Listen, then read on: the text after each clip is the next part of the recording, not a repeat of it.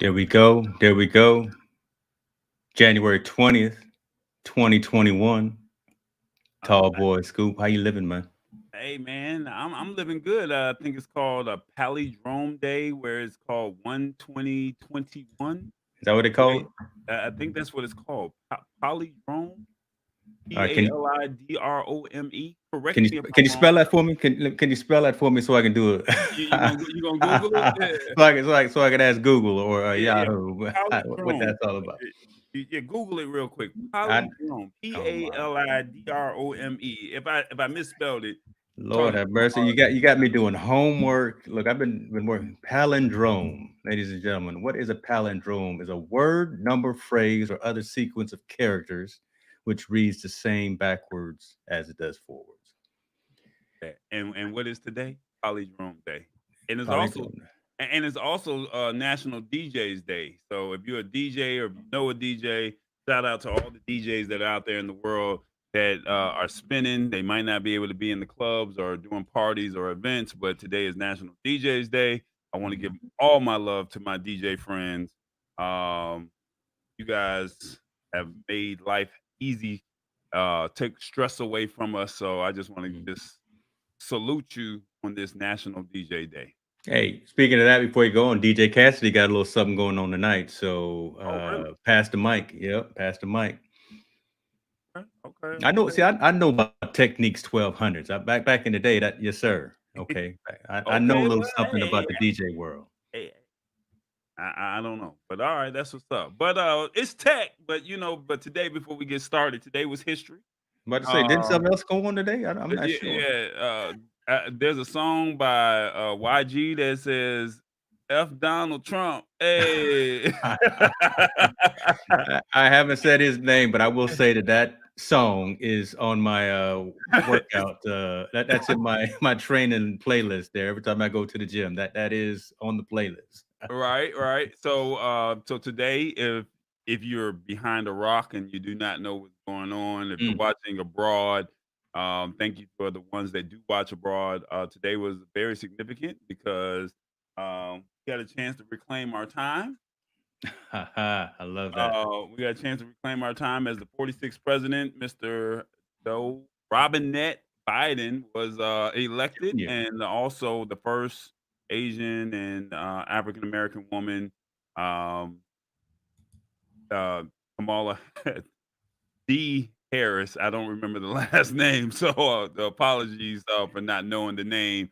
I don't need no HBCUs Look, or you don't no want them AKs AAs coming after you. You don't coming want at them me. All swords right, coming I after you. don't need that. So shout out to the vice president and the president of the United States. You guys made history, and maybe we start getting back to normalcy slowly but surely. Yeah. Just to get you out of trouble, her middle name is Debbie. See, I didn't want to say it, and then I messed. No, And I can't let you. I can't just leave you out there. That I shows how appreciate much we are here for each other. I I can't appreciate let. But look, yeah, we would be remiss, right, brother, if we didn't start today or even talk about the significance of today, right? This is history. This country has done this every 4 years since its inception, and it speaks volumes to the world.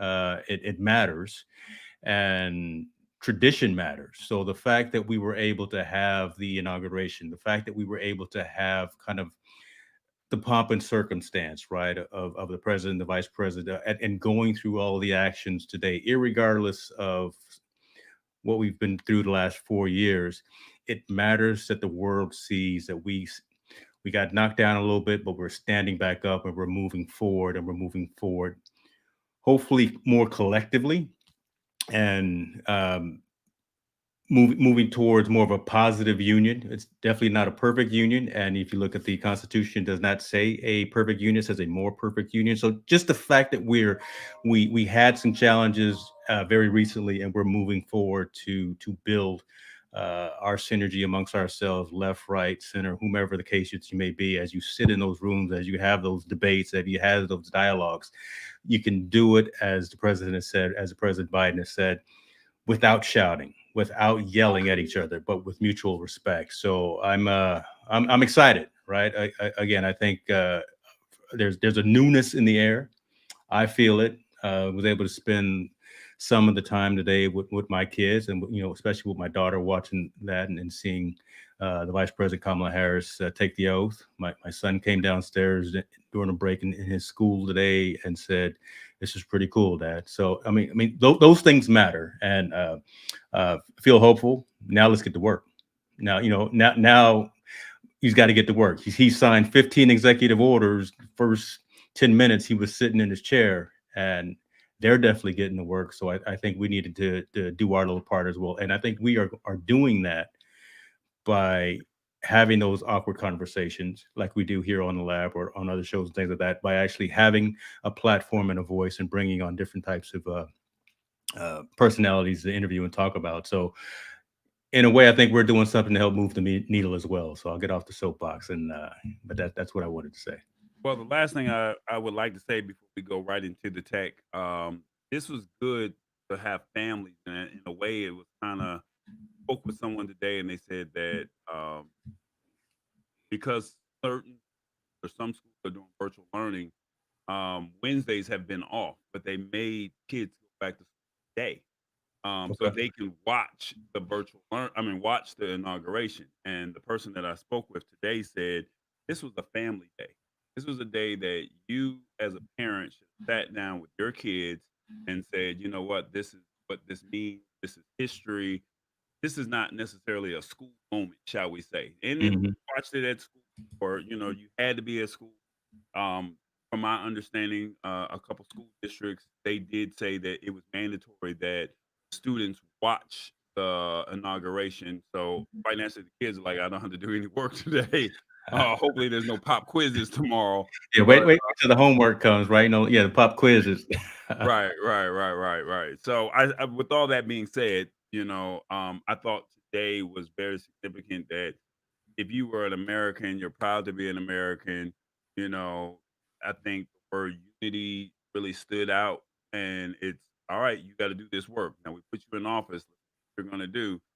We have kids that are watching us now, and now that they're watching us, what are you going to do? And I think his address, he said, if anyone disrespects anybody, I'll fire you on the spot. I You think, heard that, right? Hey, well, when he I said that, I was paused it right like, quick and turned it back up because when he said that, I mean, this man is not playing. When he yeah, told all 1,000 people that were on that virtual session, "You right. disrespect anyone, I'll fire you on the spot." I said, "Go ahead, I Joe." let's make it happen. That's what I don't want to see anybody lose their job, but if you disrespect somebody, but I think that starts to make things back to normal, and it starts to set the precedent to say this is what we're about, and this Yeah. is what America is.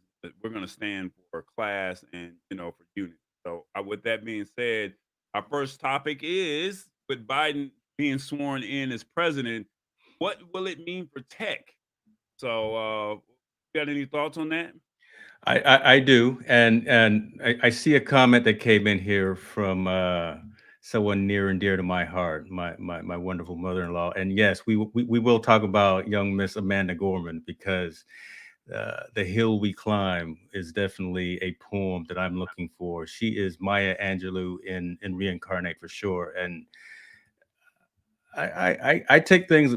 Look. Let's pause for a minute. We'll get to the tech part, but look, 21-year-old Amanda Gorman went up there and said this poem that touched. I don't care who you voted for.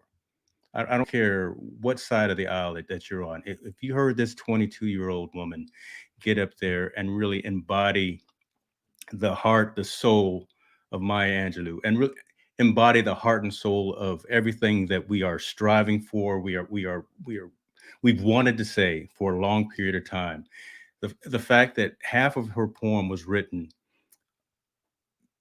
she hadn't finished all of her poem. By the day we had the insurrection and the issues on the Capitol steps, she still wasn't finished writing it. So she completed the rest of her poem after that, and it really came out and resonate with the statements that she was making. So there is hope for the future, and it's really comforting to hear and see that the next generation, the generation behind us, right, those 20-some-year-olds, those teenagers, really are keenly aware of what's going on around them.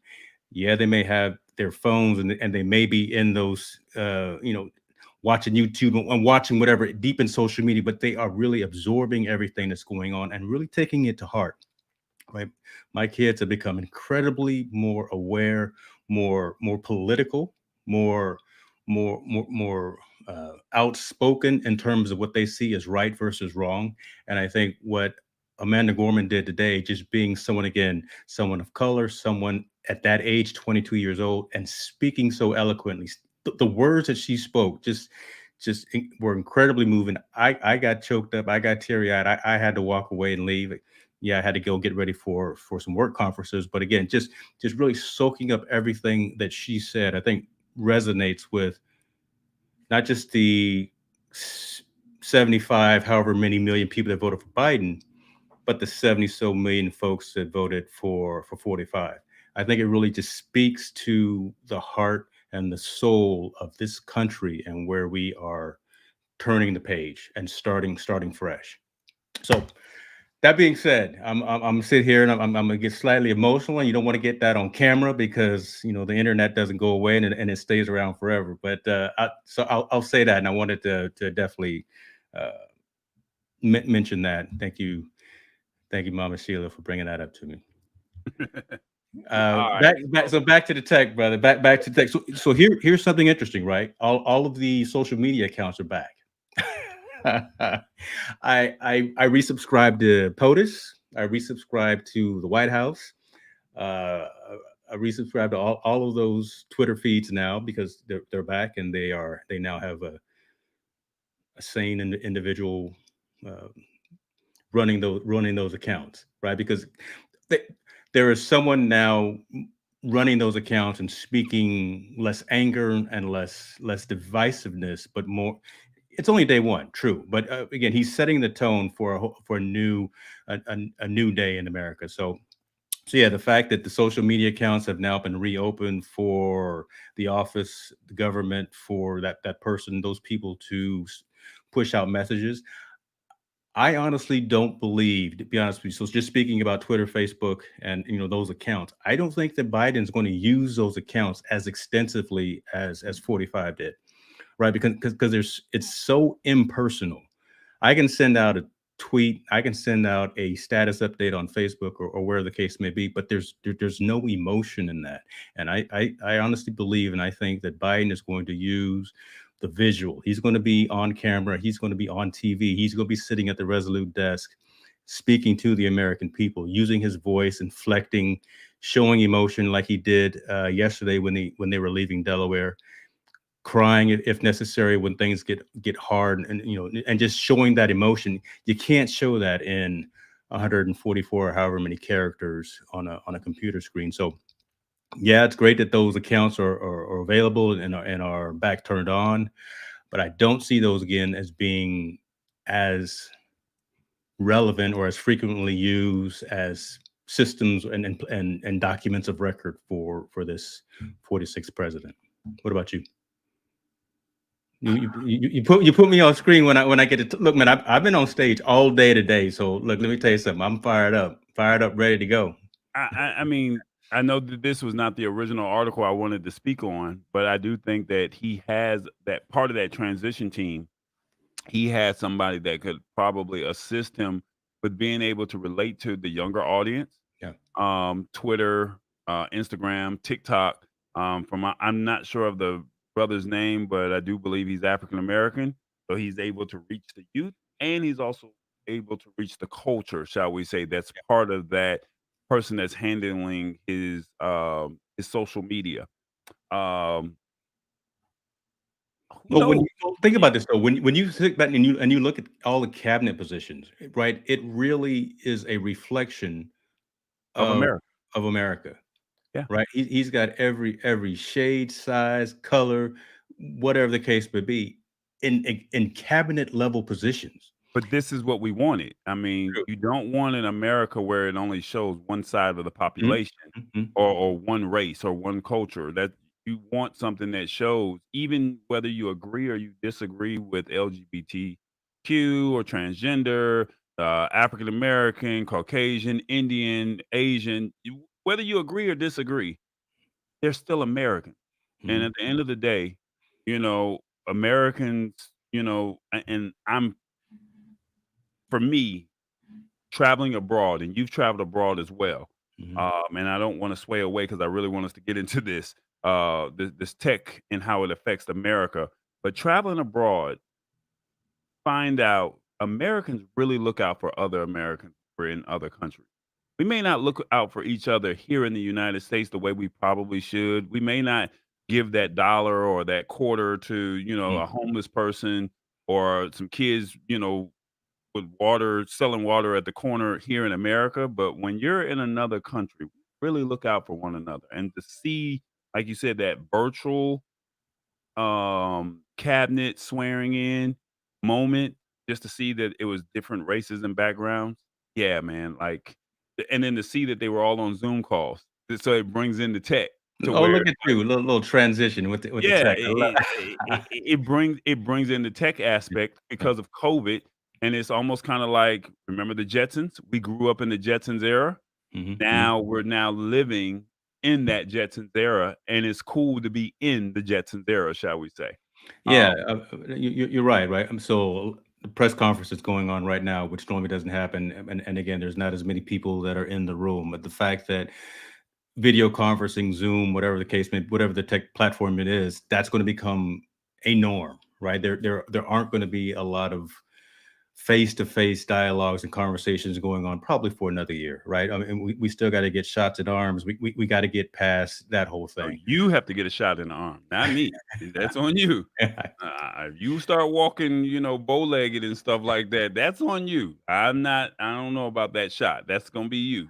Okay. That's a whole we can have That's that another conversation as conversation. well. But yeah, So with I'm that being definitely said, I wanna transition because how does Biden being sworn in, what does it mean for tech? And I think one of the key things that we need to pay attention to is Section 230. And if anyone is not familiar, or if you're not familiar with Section 230, um, it has something to do where the law protects Google, Facebook, Twitter, and other tech giants from lawsuits over the content that their users post on platforms. So, correct. so with that being said, do you think it should be reformed? No, I think we as active use so every social platform that you utilize, right? You sign up to use, they're free from a dollars and cents perspective, right? So you don't pay to actually use those. I would personally prefer to actually have a premium platform that we actually do pay for because then there's some more ownership and there's some onus on the user. But in the end user license agreement or in the terms of service that you agree to that no one reads, when they sign up for these particular platforms, there are statements from the organizations, from the Twitters, from the Facebooks, the LinkedIn's, and the case may be, that they aren't culpable for the content that you put out, but they can pull you off of their platform should you violate their um, terms of usage. So hate speech, violence, uh, abuse, things of that nature, right? So if it gets egregious in nature to where Facebook sees that you're promoting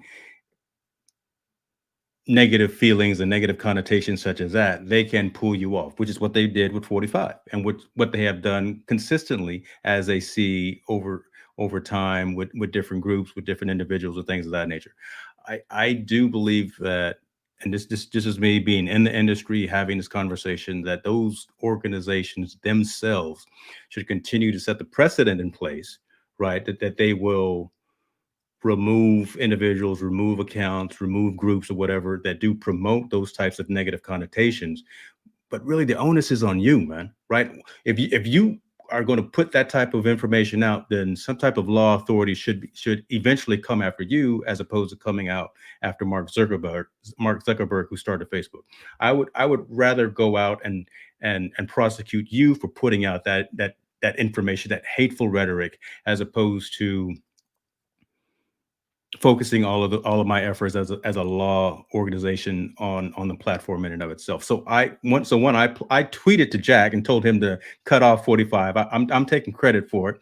I know I didn't have anything to do with it, but I applaud all of the platforms for taking off the demeaning rhetoric that was being pushed out there by certain individuals, and they continue to do that. And they've done it before, even this past couple of weeks, and I think they will continue to do that.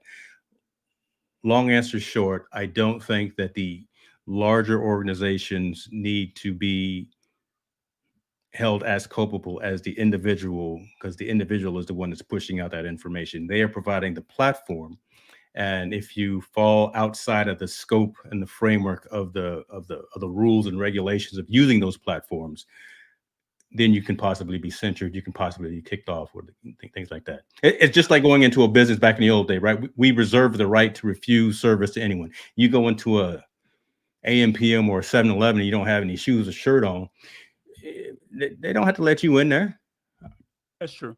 I right? I get what you're saying. And look, it's controversial, and it's gray, and it really is gray. I think that there again needs to continue to be processes in place to make sure that those types of groups and those types of messages don't fester and don't linger. And so, whatever algorithms need to be put into place to ensure that again those types of things don't turn into what they have turned into, I think that needs to be put in place. Systems and processes from the organizations need to be uh, uh, put into place to where, again, they don't allow certain keywords, certain search topics, certain phrases, whatever the case may be, to to grow and fester on those platforms. But again, the onus at the end of the day is on the individuals who are trying to push out those types of messages, and they are the ones that I would focus my efforts and my attention on prosecuting. I can agree with that. All right. The second thing, rural broadband. High speed broadband is essential in the 21st century. Mm, Um, basically, Biden rural policy reads at a time when so many jobs and businesses could be located anywhere. High mm, speed internet access should be a great economic equalizer for rural America, not another economic disadvantage. mm. It's hard for businesses to keep going and to grow on the way they should without broadband access. Um, what do you think of having a broadband or extending broadband or fiber internet capabilities out into the rural areas? It's got to happen. It's got to happen, right? I mean, the digital divide was a catchphrase for a while back in probably what in the Clinton days, but now it's reality, right? The fact that there are so many people, even in this country, right? Here we forget, and I don't even like saying third world country, but just more remote types of locations. But just in the United States, not having access to information, especially for schooling, right? Kids should have access to the Encyclopedia Britannica online. Need to have access to do research paper research activities by going through the Googles and the Yahoos and the DuckDuck, all of those platforms to give them that information. We now work from home almost 90% of the time, right? So you got to have high speed internet to run cameras, to run microphones, to run searches and things like that. It is a requirement, I think, just to be able to have a decent level of connectivity to the broader world. We've seen it so much more even with COVID, right? Just being able to connect with family, just being able to have that random Facebook Messenger or Zoom session with your family when you were quarantined for Thanksgiving and Christmas, right? Just being able to get your entire extended family together online and have conversations, see each other, right? Because you couldn't go visit them. You can't do that when you have dial-up. I don't know. Hopefully, not too many people still have dial-up, but I mean, when you have DSL level connectivity, when you don't have an effective means of connecting to the outside world, that it really is no longer a luxury item. It really is no longer a want. It has become to the point where it's a need. This whole digital economy, this whole digital ecosystem, this is how work gets done. This is how communication happens. And if you can't communicate with the outside world, then you get locked in. That's when you get you get that speaks to a lot of mental health issues as well, right? Again, if you can't have those dialogues with folks, if you and I couldn't have our conversations over mobile technology and telephony and things like that, that would be that would be horrible, right? Just being able to communicate with the ones that we care about, the ones that we love, and being able to have those dialogues, and not just audio is great, but to have the bandwidth to bring in a video session, that really again is no longer a want. I believe it's more of a need, and I believe the majority of those in power from a political perspective and also from a private business perspective realize that. We've seen Google put up balloons in the air, right, to try to spread internet connectivity across the globe, not just across the US. We've seen other companies drawing fiber lines underneath the oceans and underneath water to try to, again, bridge that digital divide gap. So it's happening. It's not happening as fast as many of us would want it to, but again, it's a Herculean effort to again try to connect every endpoint on the planet because we are consuming so much data every single day anyway. So we're trying to catch a moving train as we lay down this infrastructure as well. But for the ones who do not know, James is a technologist, and Is this that is right? Oh Lord. and this is what he does for a living. You So, know, don't so let me don't let me get the jazz hands going, brother, and get to look, talking. the You only see, thing I you don't see is him doing a TED Talk in a suit. That's the only thing. It's called The Lab, but you can clearly tell that he's very passionate about this. I short answer, uh, the times that we're living in, you have to have it. Like I yeah, said, we're living in a the Jetsons era. You have to be able to communicate with Mr. Spacely. You got to be able to communicate, with your family. And right now, especially with COVID, this is the infrastructure has already been built for us to have it. Why are we not taking advantage of it? And it should be able to be reached not just only to people who live in metropolitan areas, yeah. but also to all areas, whether it's rural or across interstate line. Next, China and tariffs. Now, this is really big. That and the online privacy. Um, Unfortunately, I don't know. Do you call him 45? Do you call him the Donald? Do you call him the clown? I I, don't know. I I'm, don't. I'm gonna be respect. I'm gonna see. I don't like him, but I'm gonna be respectful. I haven't called his name. I just called him 45. So it's all. It's Okay, all. so That's it. 45. If I'm correct, and I'm reading this, he had 15.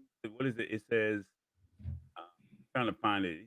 He had 2 rounds of tariffs, including a 15% tariff on products like phones, laptops, and Mhm, tablets that mhm. have gone into effect, and then another round was avoided in a phase 1 trade deal. So that means all our technology, such as the stuff that we like, our toys, they're passing that cost those tariffs, they're passing those costs on to us True. and as a consumer, and we have to pay for that. So those phones are no longer the 699 to 999 price point. They're now, 15% more Yeah. because of these tariffs. I don't know what President Biden will do with this, but hopefully he'll do something about it to where, you know, that cost is eliminated or is reduced to where it's now, and at the end of the day, like you said, we're going to pay for what we want. So, but I do think that it's not fair that tariffs are put on products. Are those same American-made products tariffs being put onto China, or is it just we just had bad blood with China because of 45 Yeah. that it's like, hey, we don't want your stuff in here. And don't get me wrong, we all want American made products. Don't I mean I think we do need to shop more American. But unfortunately the infrastructure, even though the infrastructure is there for technology, I don't think the infrastructure is there for consumer products or uh for tablets, American made tablets, American made phones.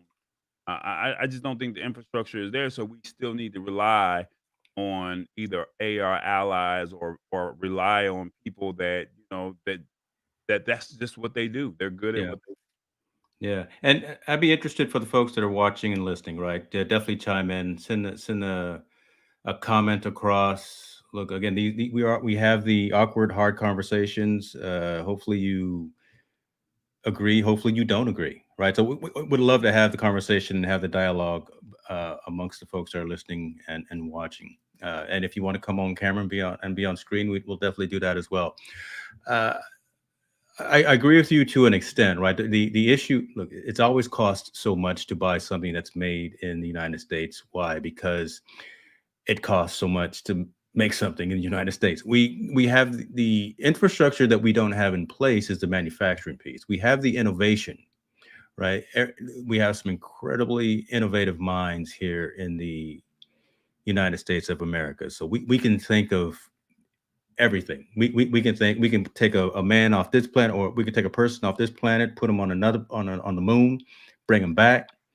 We can put uh, a satellite going across the galaxy. We can take pictures of Mars. We can do all that, right?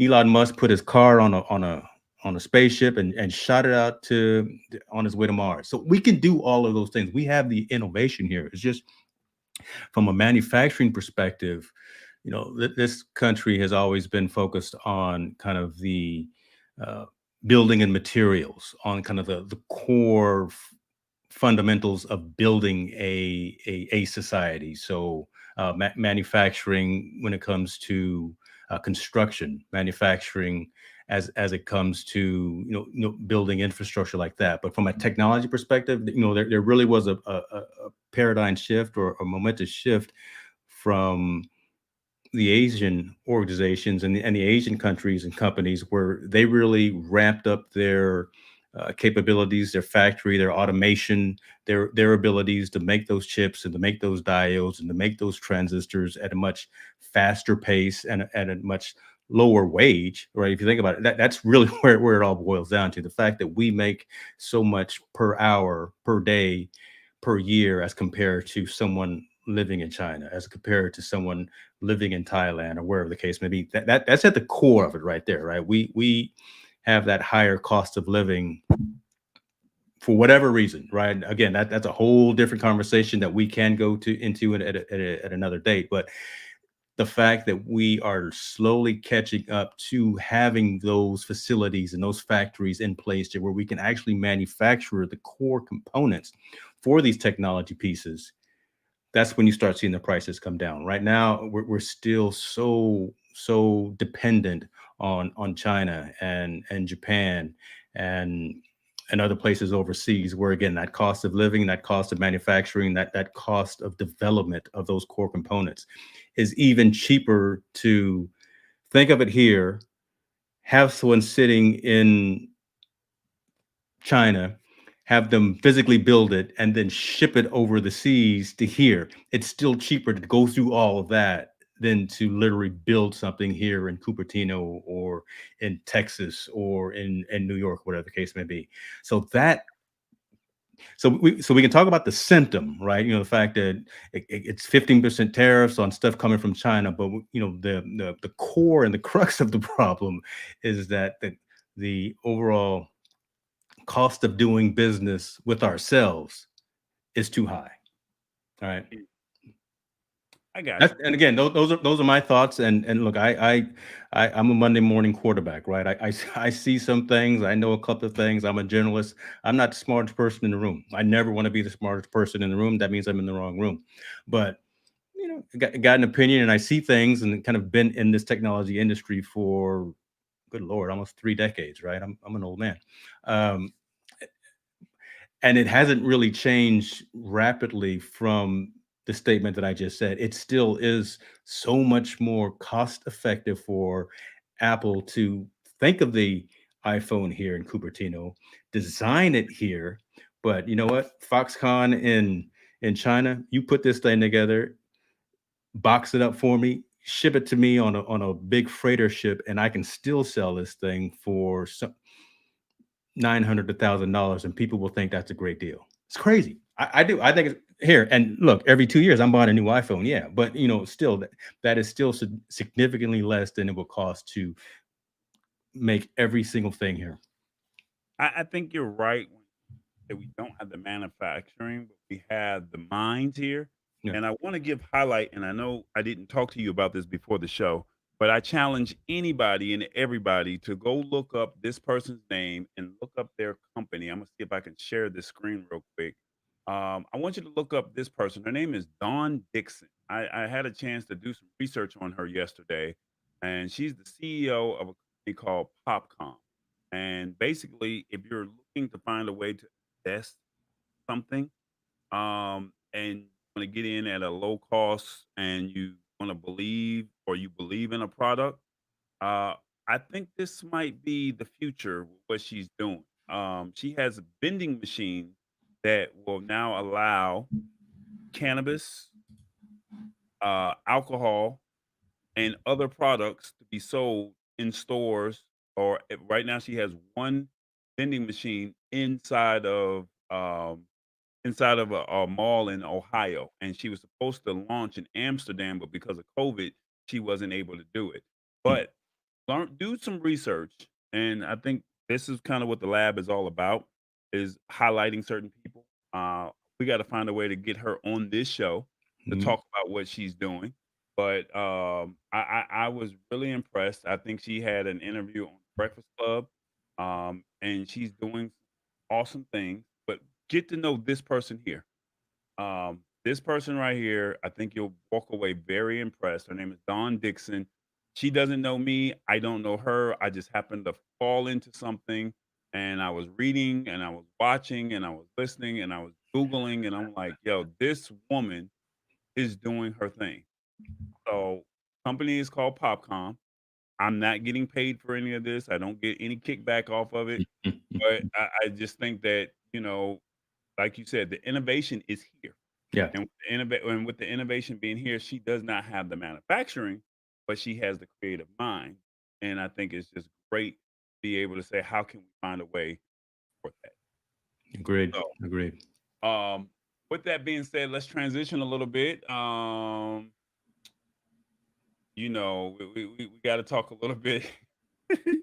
I hate doing this, but we're going to talk a little bit about Let me Apple. guess. I was gonna say, let me guess. You gonna bring up nothing wrong with talking about Apple, brother. You know, I it's like multiple stages of denial, right? I mean, what was it? You're angry, you're upset, you're sad, and you can't get away from it. Don't stop fighting it. Don't fight it. Just come on over sometime. I'm trying to get you into Clubhouse so you can be part of that new social experiment of what's happening. But right now, it's only iOS and it's not for you Android folks. I'm sorry, but I'm sure it's coming. But if you would just get you an iOS device, you could join the audio social media revolution that's happening with Clubhouse. No, All right. Well, with that being said, if you don't if you don't install iPhone apps on your M1 MacBook Air, Pro, or Mini, you might be out. So I'm going to give James a little bit of. First of all, before you go any further, I'm loving seeing you um host the show. That I mean, you're bringing up all of the overlays and the screen shares and the comments. I'm going to keep my hands in my pocket. I love this, so I appreciate you on that. It's good stuff. A Look. true collaborative effort. I pulled all I pulled the research for today, and this is not a bragging moment, but it was funny because I literally said, you know what? Christmas just came. We Yeah, bought all these new toys, bought all these new gadgets, yeah, but and now it's time to play with them.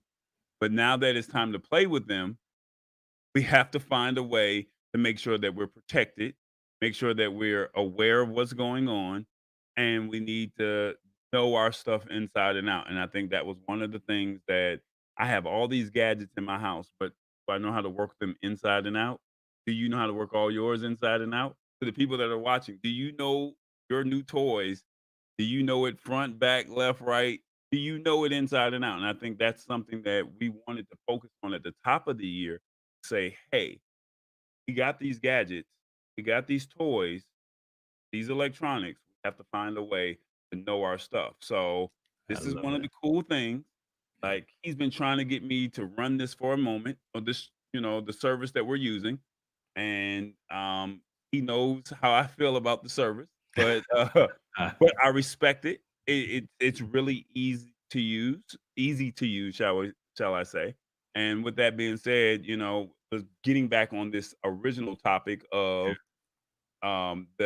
this product here, Apple do Macs can run on the same apps that you use on your iPhone. So if you yeah, have if you're thinking about purchasing a MacBook this year and you get the one with the M1 chip, if I'm correct, yeah, am I right? If you correct. if you get the M1 chip, you can now install the same apps such as Instagram and Post. You can also, but you have to have, if I'm right, a MacBook Air, a MacBook Pro, and a Mac Mini, the 2020 models or newer. It has one of its several benefits. The Mac platform, due to Apple away from the Intel chips, including longer battery life and better performance. You can use the Instagram app and you can post to it, or you can monitor your camera, your Ring doorbell, or your camera feed from your door as what you would normally do on your phone. So I think that that's something that's why would you not use it if you're going to be spending $3,000 on a MacBook? Why would you not have it as a one stop shop? You Um, you know, so you so you you make my heart feel good just to hear you talk Apple technology, Apple products, and Apple capabilities. That I mean, that's this is really a win. So yes, today is a good day for sure.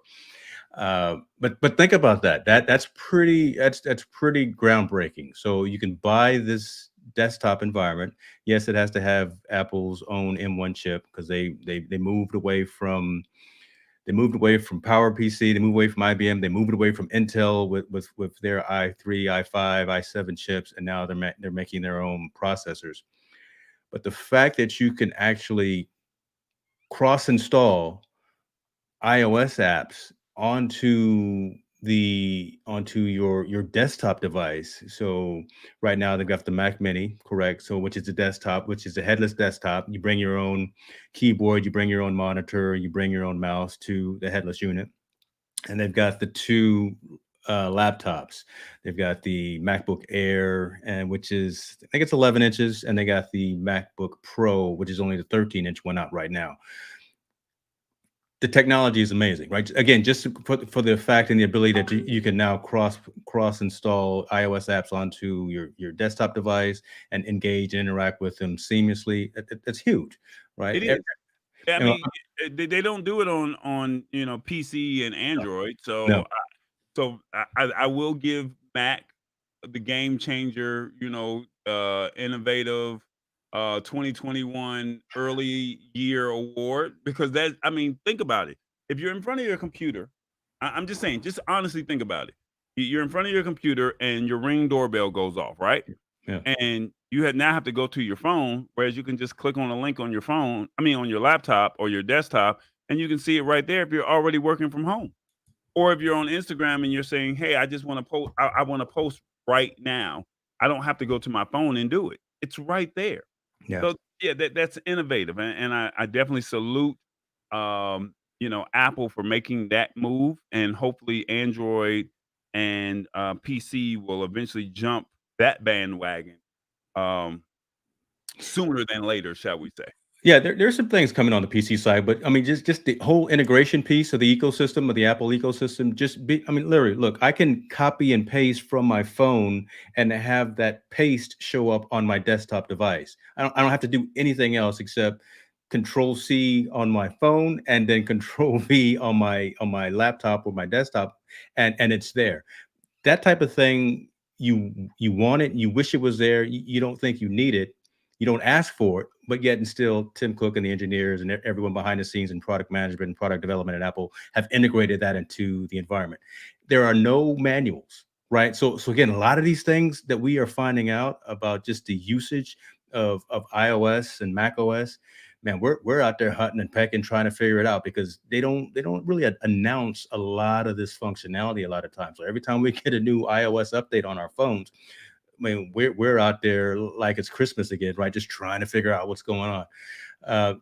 So that innovation and that integration between a mobile and a desktop, I can see that more coming from Windows, I actually wish Windows still made a phone. I never had one, but just that whole Microsoft Windows Ecosystem, phone the was ecosystem. yeah. I mean the live tiles and all that. I thought that was cool. I wish Microsoft still made a phone. I just don't know if Google and Microsoft will do anything to where those paths intersect. I can see probably from the Chromebooks and the Android devices because again we're talking about the same company, the same operating system.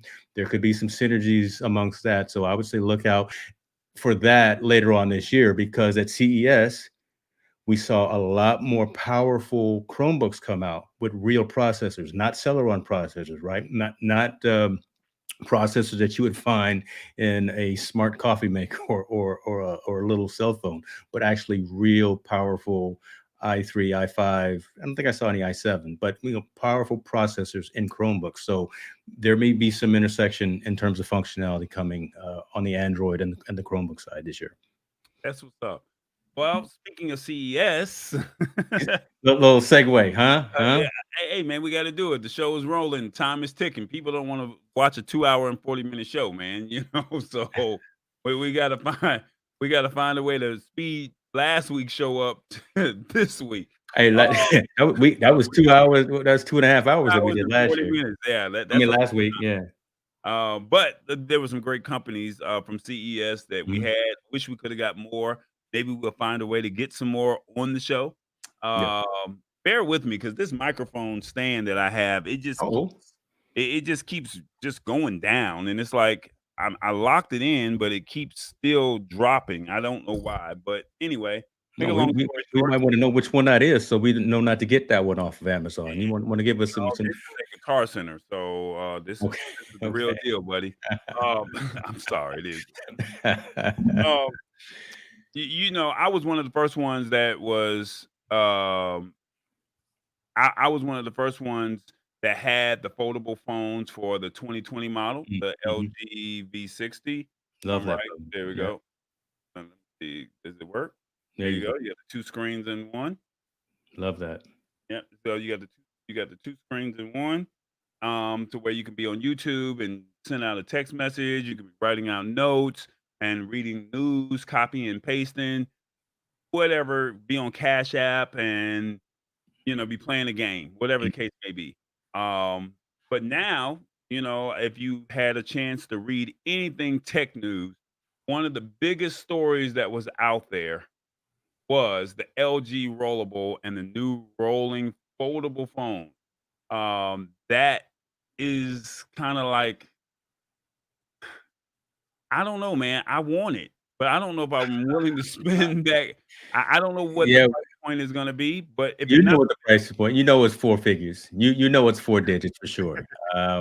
But hey, let's give a shout out to LG because you got an LG right there in yep, your hand, and yep, LG has been incredibly innovative in terms of not just proofs of concept, but they actually come out with your phone with the multiple screens, the one that wing. flips and the wing, right, which actually turns landscape and portrait mode.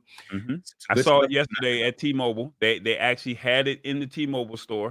The Okay, only okay. bad thing about the phone is, it's water resistant and it does not have the 3.5 millimeter jack to where you can plug your headphones in. And that's the only reason why I will not jump out of this phone because that that headphone jack is really key when you need that microphone. But Yeah. anyway, with that being said, LG, if you just Google, if you're watching, Google LG Rollable.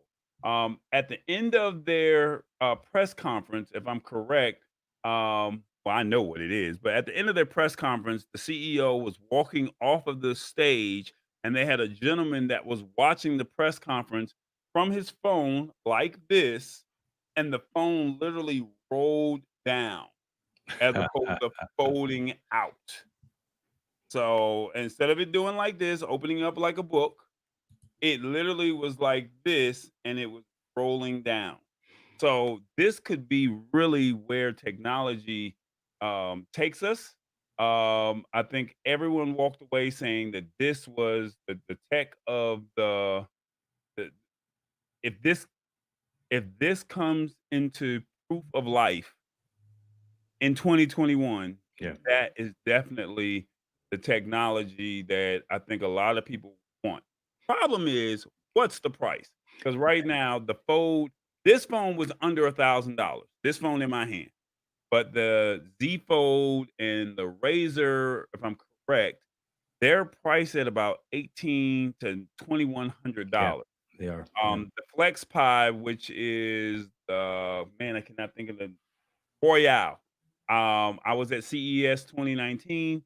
They had the they introduced the first foldable phone. I had it in my hand and I saw it, but it was kind of some bugs and it was a concept phone. I think they released it, but it was the first foldable phone that was released. But then Samsung released their phone, but then people were taking the plastic off, and as they were taking the plastic off, screens were bricking. Dang broke. So Yeah. so that kinda set Samsung's production back. Um, then they came out with their Z Fold, if I'm correct, Yes. but then LG released at the start of the pandemic, the very first week of the pandemic, they released this phone, and I'm gonna pat myself on the back. I was able to secure one. I literally called every T-Mobile store in the state of Georgia and, probably in the surrounding areas of South Carolina, Alabama, and Tennessee, and I ended up sitting on hold for about 45 minutes to speak to a young lady that was in another country that Wow. had to order the phone for me, so I can have it, 2 days later. So, Wow. I literally was one of the first ones in the state of Georgia to have this phone. So I'm very proud to have it. I've had to be very careful because it does not come with the case, as the phone is the case. So you have the actual Okay. phone, regular phone here, and then you have the case. And if you drop this part here, it shatters the glass. I'm a living witness to this, but you can't find the case anywhere. So you have to literally warranty it out and do a claim to get a new case. So now you have to be extra cautious with this phone Wow. because you don't have an OtterBox case or anything of that nature.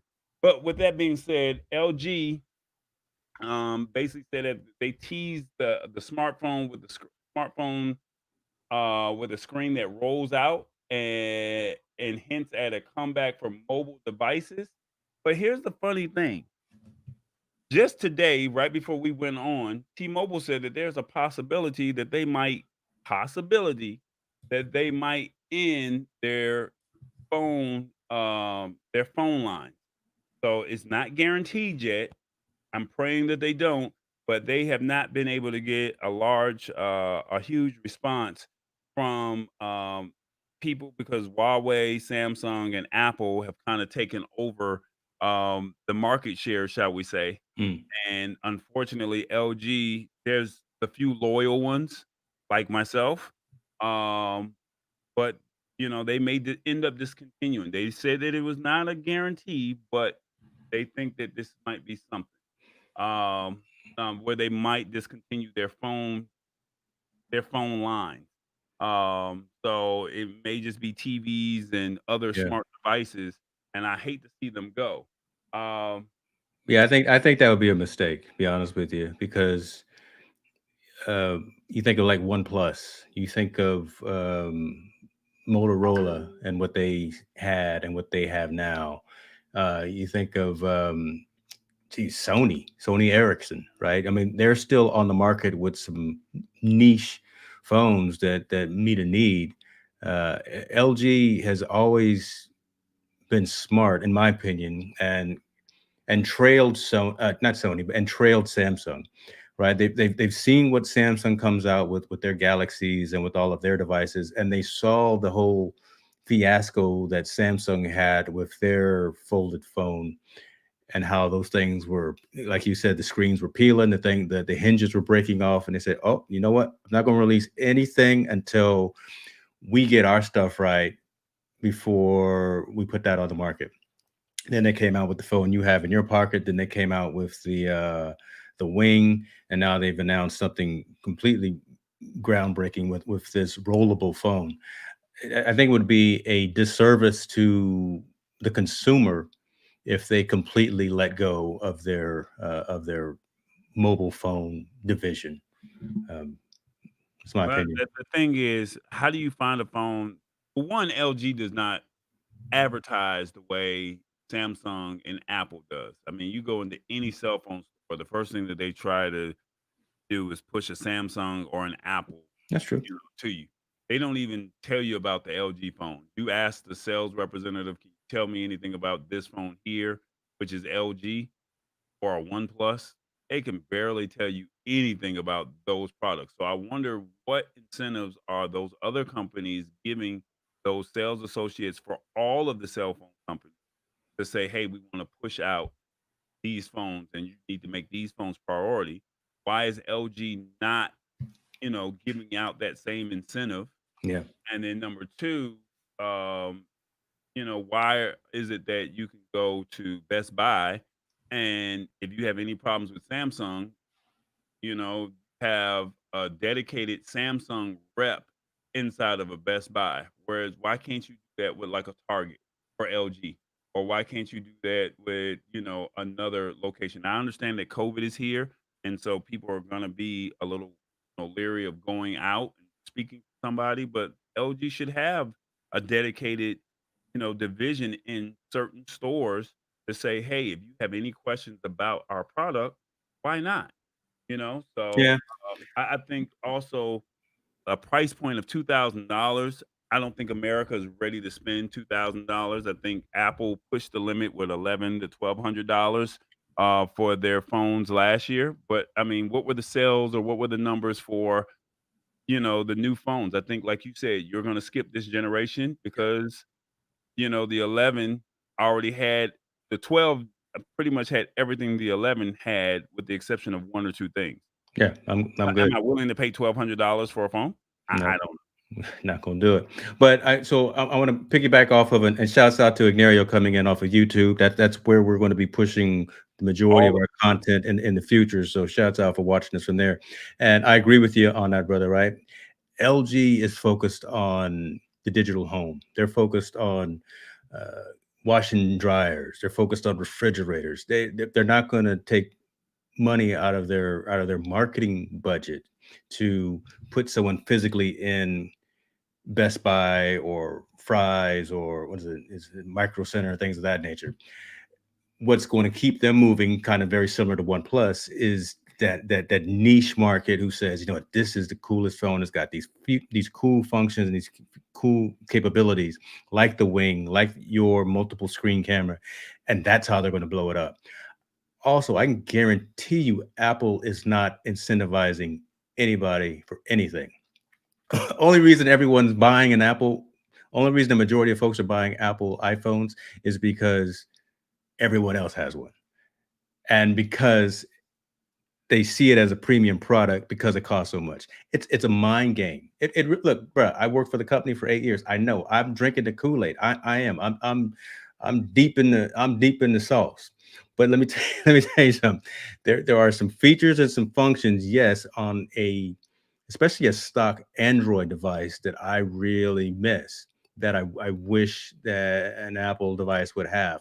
It's just not going to happen because that's just not the way it's set up.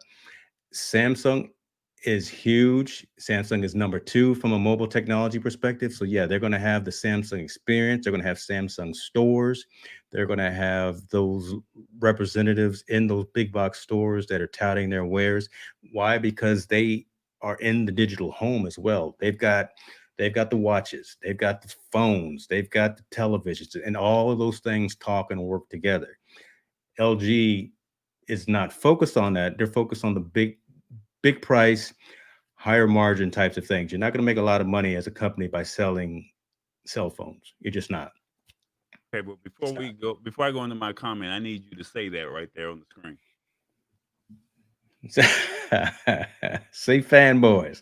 Look, hey, bro. Yeah, I, I'll admit. I told you, I am. I'm drinking the Kool Aid. I am. I'm an old Steve Jobs guy, man. I had my one-on-one with him at one time when I ran a team at Power School, a division of Apple. I You don't was know. I trying to saw. get fired that day, weren't you? You I, didn't look, want. I knocked him down by accident. So we could talk about that story too. I was coming out of the building, out of Infinite Loop, and I didn't see him. He's shorter than I am. I knocked the man down. Feel like you 7 feet tall like me.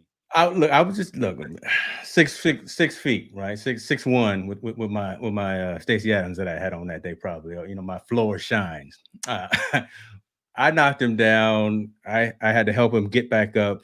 I again started sweating because I heard all of the stories of, you could be in an elevator with Mr. Jobs.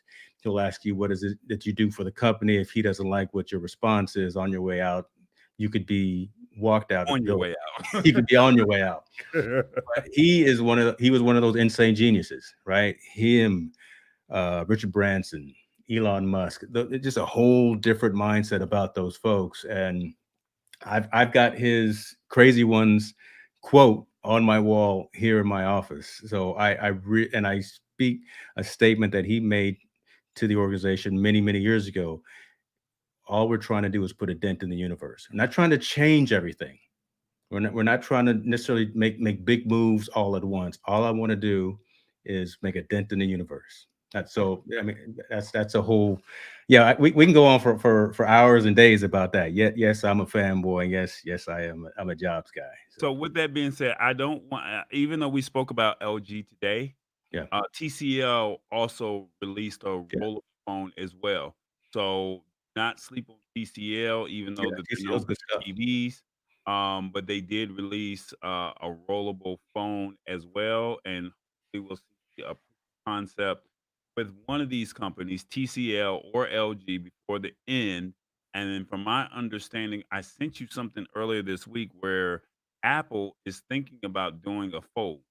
So, whereas LG and TCL is on rollable, Yeah, Apple is thinking about doing a fold. I don't know if that's something that may come to fruition because you know their phone sells. Whether I dog yeah, them out, clown them, or whatever, it's simple. It works. People like to pay the premium price. If it works, it works. You yeah. know, I don't see that happening. Right. Again, to reference this question from my mama here about small fold phones. I don't see Apple doing that just for the fact that they are in love with that candy bar style, right? That whole rectangle style. but did It you just see the link that I sent you? I did, but I again being on the inside for a little bit, I became accustomed to knowing that rumors are rumors, and you don't believe anything until it's a physical skew, until it's literally in the store or literally on the website, because there's so many things that are churning in those R&D labs. Look, we were supposed to have an Apple Car by now, right? We were supposed to have a whole bunch of other stuff. I don't know. I can't see them deviate. I would like to see Apple deviate and do a touchscreen laptop. That needs to happen.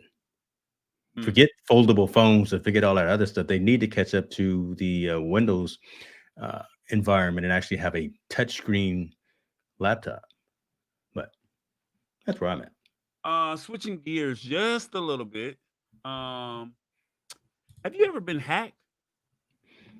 I have been hacked, man. Why you bringing up bad news too? Yeah, Well, yeah. I mean, hey, look, we I want to have we want to protect people going into 2021. been. So, with that being said, I'm asking you because I think I may have gotten hacked, but I don't care what you do. Somebody tried to hack into my website. I ignored the email. I just thought it was spam. I kind of dismissed it. I called my web hosting. They put some type of spam blocker. I fooled around and deleted one of my email accounts, but Mm, not thinking take fo- the forwarding off of the email. So I deleted the account and I'm still getting the email from the forwarding account that I got hacked on. mhm. With that being said, ransomware victims that have backups are paying ransoms to stop hackers from leaking their stolen data. So, I mean, the one thing about me, the content that I create, I don't worry about the negativity. So there's nothing bad out there. But if you have something that is sensitive, how much are you willing to pay? Look, that's a huge question for individuals versus companies, right? So if someone breaks into your bank and steals all of the passwords and all of the accounts information, your social security number, that's a problem. That's a problem that I'll just say a name, not saying that they've been directly affected. Something like a Wells Fargo or Bank of America or whomever has to deal with on their end, tighten up their systems, close those holes, and notify the end users. And then you, as the individual caught up in the midst of that hack or that intrusion, need to change your passwords and monitor activity in your accounts. It's just such a hassle. And here's a good thing for us, right, from a lab perspective, because we talk consumer technology and we talk about how to make it relevant to consumers and the individual. Simple passwords, don't do it. The same password for multiple accounts, don't do it. Don't have the same password if you have multiple banking institutions. Don't have the same password that you have for another one. Have numeric and have an alphanumeric password, have special characters in there, have the and sign, the exclamation point, the at sign within the password, and don't use something easily identifiable of you within that with that password. Like don't use your middle name all caps or all lower and then just try to put the ampersand at the end of it. I mean, that's just that'll take a hacker 10 seconds instead of 4 seconds to crack. It's just so much of a tiresome burden experience when you are a subject to a ransomware attack as the end consumer. So the best way to avoid that for yourself is nothing in this world is given to you for free. And if it sounds too good to be true, it is. You're not getting a free phone. You're not winning a trip to Mexico just because you respond to an email. You're not winning a car from someone random that calls you. All those Fish, phishing yeah, attacks and yeah, phishing attempts are just yeah, ways of trying to get your yeah. information. So delete those emails, unsubscribe from a lot of mailing lists that really are irrelevant to you, and have a secure password for all of your critical data. Because once you put yourself out there, once you put your name and your contact information, your house, your mailing address, your email address, your phone number, once you put that out there in one place and that gets compromised, they got you. So basically, real quick, I want to jump into this article real quick. It said last year, many of the most successful ransomware gangs added an additional technique in an effort to coerce their victims into paying ransoms. They basically said money started only with one ransomware gang, this tactic, but it ended as an additional 17 ransomware crews had taken publishing stolen data of victims if they didn't receive the payment. So I guess if one started it and it worked, and it was like the other were like, "Hey, I'm going to do it as well." Yeah, So I think it's one of those situations where trying to see, they were saying that you had to pay by Bitcoin of hundreds or thousands of dollars, millions of dollars to cyber criminals, and it wasn't just individuals that was attacked. And I wanted to highlight this. They really reached out. Ransomware attacks claimed thousands of victims during last year, with hundreds of government agencies, yeah, healthcare facilities, and universities, as well as private companies, among those hit by cyber criminal attempts at extortion. And I remember hearing a report where the city of Atlanta, they got hacked, and hmm it was, do they pay the money? And it was like, we heard about the story, but it's like, who would want to hack the city of Atlanta? Like, but have sensitive data there. definitely, What about the definitely. hospitals? You're releasing, you know, sensitive information, your medical records. What about, the school? My thing is, hey, can you erase those student loans for me? Forget Joe Biden, President Biden. I need you to, Can you hook me up with Sally? need to Call Sally Bay up, right, and help me out yeah, with those numbers. yeah. If you're gonna do it, help the people. Don't just be selfish and do it for yourself. I mean, I'm just saying. I'm I just throwing love it. it out there. But some of the things that you can do, like you said, phishing remains one of the key methods of distributing ransomware, especially Yeah, following the rise in remote working. So you should not, if employees are suspicious about something, they should report it, yeah, especially of opening emails and attachments.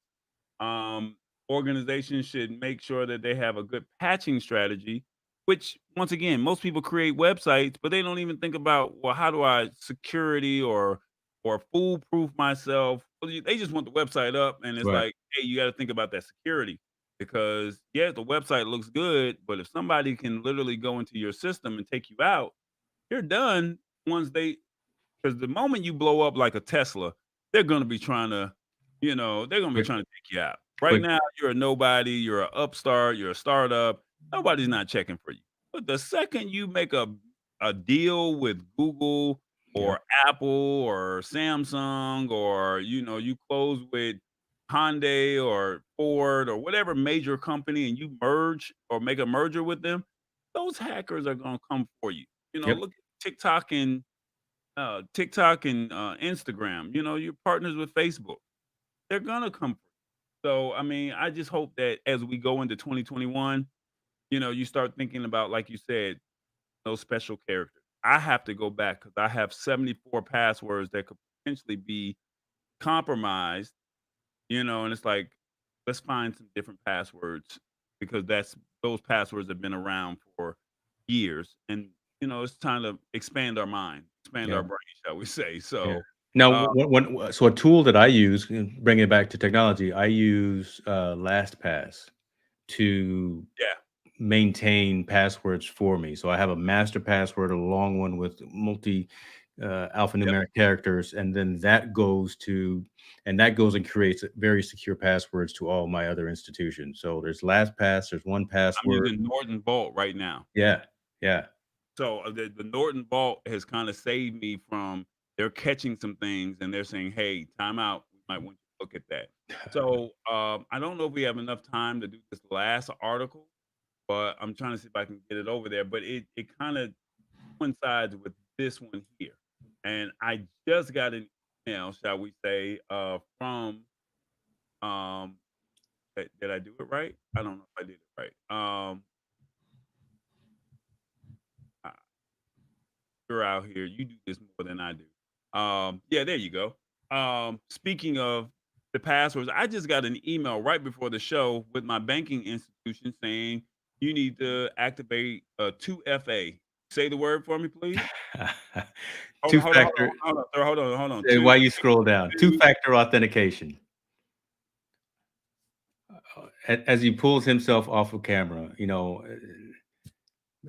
bring us back on camera, brother. Bring us back on camera. Two-factor authentication, the ability to have an extra layer of security as you access your account. So one factor is you type in your password at the site, and then the two-factor would be where the site actually sends you a text message to a known device, like your email account or to your mobile phone, and it gives you a code that you type into the site to double authenticate yourself that it's you going into the environment.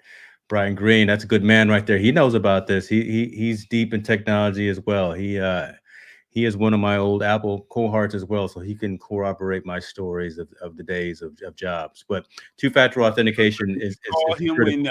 you ran into Steve Jobs and say I might be out the door? He wasn't there that day, but he was part of the organization at the same time. So yeah, he's one of the smarter minds, one of the engineering minds back in those days. So but yeah, to get back to security, and again, ransomware, we talked about that, but multi-factor authentication, two-factor authentication, it just makes sense, especially when you're dealing with financial institutions. If you've got an account with whatever your bank is, turn on that two-factor authentication so it texts you back. So Wells Fargo or B of A or whomever your banking is knows that it's you trying to log in. Uh, and especially if you're trying to access from a different site or from a different location. If you're not at home, Or from a different device. exactly a different device. If you're out on vacation or somewhere and you're using your friend's phone or your friend's laptop or something, and you're trying to get into your account to see something, it doesn't know it's you, but when you authenticate to your mobile device with that particular code, then there's that extra layer of security. So that's really critical for sure.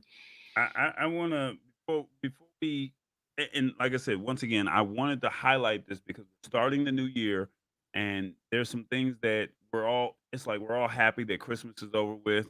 It's like we start saving our money up again. But at the same token, um, we're starting to play with our toys. And as we Mhm, start to play with our toys, let's start thinking about the security, not just for myself, not just for you, but anybody that watches this show. Start thinking about how do you protect yourself to where you're not getting a ransomware or you're getting hacked or you're getting locked out of your account. Start prepping yourself to say, you know what, let's make this the new normal. Start mm, turning a new leaf with America today.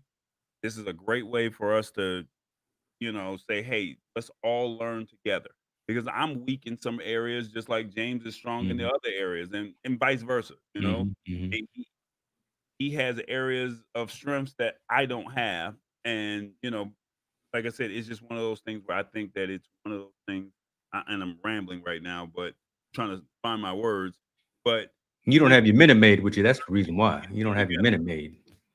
you know what, I didn't even bring it on the show yet. Thank you, God brother. dog it, he don't Today's there show it is is. not sponsored by. But I am go it's not sponsored by, but I am going to drink it, but before the end of this season, we're gonna find some way to get some type of sponsorship because I love this product right here. So, he's got his adult beverage. I have Oh, I have my beverage. was it? I didn't know. Oh yeah, you were seeing that when it came on the screen. I'm sorry. You look, I'm toasting the day, God dog. It's Yeah, we're gonna toast. There you go. And you know what the funny thing is? Somebody said, "Cowboy, stop drinking out the carton. That's ghetto." And I'm like, "Well, that's part of the show." And look, in today's show, I didn't even bring it on the show. So we I, I, we get we get I a five. I was starting to get a little parched. So I appreciate you, taking care of me, brother. I appreciate that. We keep it real. We keep it real. We entertain, we enlighten, and we educate. That is what we do. Before we go, because I know we're about to wrap. Shout out to Robbie Cabral, from Benji Lock. Yeah, I got the product right. You know what? I got a new lens. Let me see. It's supposed to automatically do it. Does it do it? I've been waiting to do this, but it doesn't. Uh-oh. You got to put that 16 millimeter on autofocus there. That's what you got to do because you Oh, don't have the bokeh action going in the back. Yeah. oh, I don't know autofocus Yeah. my You don't stuff. have that. You don't have that Sigma 16 doing the autofocus. Yeah, yeah. We're gonna have to figure that out for next week. But anyway, shout out to Robbie Cabral. Who you with? As you see it right behind me. Who you with? Benjula. He was on WSB TV, and it was funny because we had just interviewed him last Tuesday as our last interview. Yep. And I look up on the news, and he was literally being interviewed as one of the top products that they found over at CES. And I'm like, he was on our show. That's Yes. what's up. Now, you got some product in the mail, and I got some product in the mail, and I haven't had a chance to do a review on it just yet. But God, this is so Yeah. good. I gotta Shouts out to J5 Create. Yeah, J5 Create. I'm so sorry that my autofocus is not working right now, but we're gonna have it right. But I was able to get this product here. It is the dual HDMI video capture card where you can use two cameras at the same damn time. Two cameras. Who So can? two cameras at the same time with this capture card. So I use another uh, uh, capture card device. I'm not going to say their name right now, Mm. um, but I'm going to play with this over the week, and I'm going to tell you how I think, or what I think of this product here. And right now, if you go to J5 Create, it's called the JVA06. So if you're looking for a capture card, you can kill two birds with one stone because it's two capture cards, and what the price is for capture cards, you're getting two of them for the price of one. It's $210 if you get it on their website today or probably until the end of the month. I'm not sure, but the normal price is about 239, and one capture card alone goes for 299. So if you're Yes. thinking about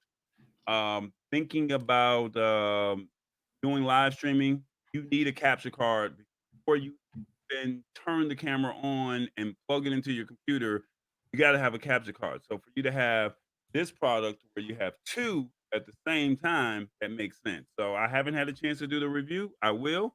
James, you got a little product over there, so you can take me off the big screen and you get to play with your toy real quick. Tell them No what you got. worry. Appreciate you, brother. Yeah, no, I'm rocking the J Create JVC U435. It's a 4K uh, Ultra HD webcam. This thing has uh, 5K digital zoom built in. It's got auto pan and tilt built in. It's got night compensation. So this is what I'm using now. I actually have unplugged my mirrorless and DSLR camera, and I'm using this. I love the fact that look, I can easily using a remote control do the pan and tilt with this camera to make sure that I am in focus and in screen. Tell them This again, is man. this is Zoom out one more time. We don't want to see. We don't want to see. okay. Let me reset. There we go. So let me. Oh, Oh, oh, you oh, see the kicks on the back foot. And you see, that's why I zoomed in. You didn't want to see the. You didn't want to see the Nikes back there. So let and you me. got a remote control in your hand, I and you got. just I'm just pushing the button there. Left, right, up, down. Very, very nice. Very effective. I can actually have a privacy filter, so I can take myself off screen. wow. Okay. Top at the touch of a button. So it's pretty And cool. what was the retail price for this one? This bad boy is going for Should have already known the information. Look, I you know. see. Don't start that. No, because it's on sale now. But I do Right. have the link to the post that I wrote about there. So originally it's 169.99. It's on sale now for 150. This is comparable to the Logitech Brio. I'll say a competitor's name because I use a Brio on another laptop, but the Brio is fantastic. But this J5 Curate with this remote control and with this auto pan and tilt capability and with the low light Well, functionality. well, Look, tilt hold on. yourself. Let me Tilt let me yourself. let me do Tilt. this. Watch this. Hold on. Let me do this before. So I got all my lights on right here. So let me turn off all the lights. That's me with no lights at all in here. And that's coming from the low light sensor from this J5 Create webcam. That's incredible. I got my hues in the back, obviously, but look, this is an amazing view. Tell you what I'll do. I will actually do an on-screen demo here, and I will go to my mirrorless camera so you can see what the difference is. There you That's the go. mirrorless camera That's right the, now. that's the mirrorless camera right now. I'm so that thing in front of it is the J5 Curate, but that's why that's there. You're looking extra chocolate. But there you go. But the Oh, whole okay. light experience coming from this webcam is incredible. So I highly recommend it. Decent price, 150. Look, you're not going to find anything of this high quality at this price much of anywhere. Yeah, the big boy out there, Logitech has their fantastic product, and those are good products. But this is not something to sleep on. Take a look at J5 Create. I'm gonna say this. Put me back on the main screen. I don't know if I did it right. Put me back on the main screen. Who you with? Who you with? Who you with? This I boy. think it might be J5 Create this week. So we with J5 Create. There was a reason why I put it up there. Maybe I find another saying next week. I got this little board here, but we'll find new words or whatever. But this week it's who you with, and this week is J5 Create. So that's what's up.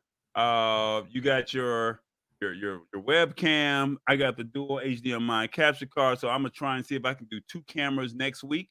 That will be the goal. See if I can stream with to look sexy on the right side and look handsome on the other side. That's what we're gonna try and do. So with that being said, I appreciate everybody for checking us out. Make sure you learn those products this week. Um, Make sure you work on that 2FA. What is it called again? Two-factor authentication. I'm gonna write it down and send it to you. I don't want to mess it up. So I can't say it, but he said it. Two-factor. One more time. Authentication. There it is. So M you I work. crooked letter I. No. Hey. With that being said, congratulations, Vice President Kamala Harris and POTUS, Mr. President Joe Biden. We look forward to seeing positive things. You know what it is. What's the name of the show? Ladies and gentlemen, shouts out to the lab. We out.